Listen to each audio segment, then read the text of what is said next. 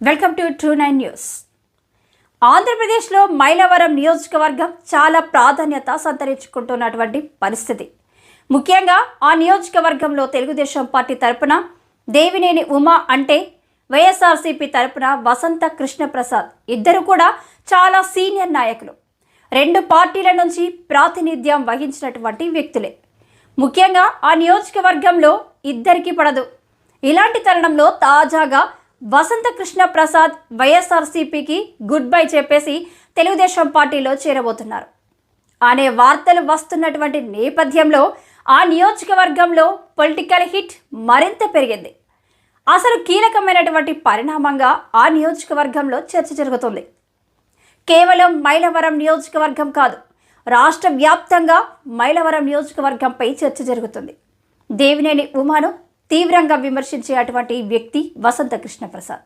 అలాగే వసంత కృష్ణప్రసాద్ని కూడా తీవ్రంగా విమర్శించేది దేవినేని ఉమా. ఇలాంటి సందర్భాల్లో ఇద్దరి మధ్య కోల్డ్ వార్ స్టార్ట్ అయ్యింది.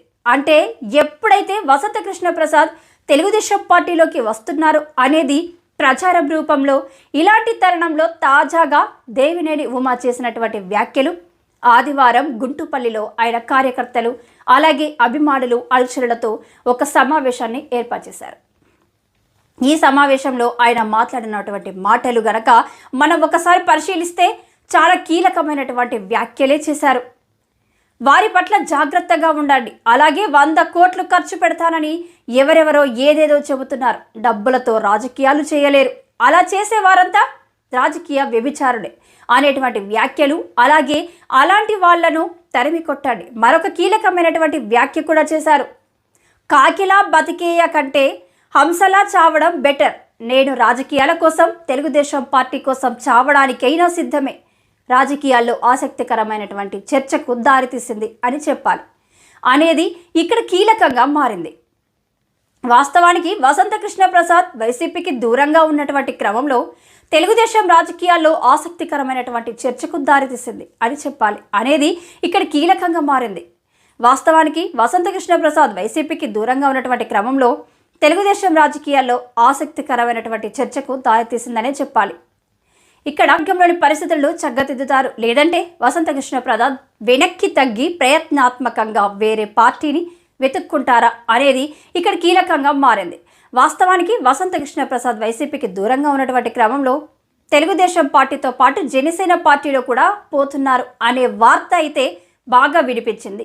ఆయన తెలుగుదేశం పార్టీలోనే చేరుతారు అనేది కూడా బాగా చర్చ జరుగుతుంది. ముఖ్యంగా ఆయన వస్తే కనుక నియోజకవర్గంలో దేవినేని ఉమా వర్గానికి కొంత ఇబ్బందికర పరిస్థితులు ఉంటాయి అనేది చర్చ జరుగుతుంది.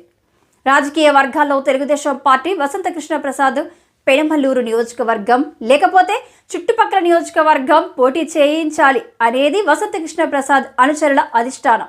ఎవరైతే రాజకీయ ప్రత్యర్థిగా ఉన్నటువంటి గతంలో పెడన నియోజకవర్గంలో వైఎస్ఆర్సీపీ అభ్యర్థిగా ఉంది, మంత్రిగా ఉన్నారు జోగి రమేష్, ఆయన తీవ్ర స్థాయిలో వ్యతిరేకించే మనిషి వసంత కృష్ణప్రసాద్. టీడీపీలో అంటే లేనే లేరు, ఎందుకంటే పెనమలూరు నియోజకవర్గంలో బోడే ప్రసాద్ ఆల్రెడీ ఆయన ఉన్నారు. మరి ఇప్పుడు చాలా ఇంట్రెస్ట్గా మారినటువంటి అంశం ఏది చూడాలి.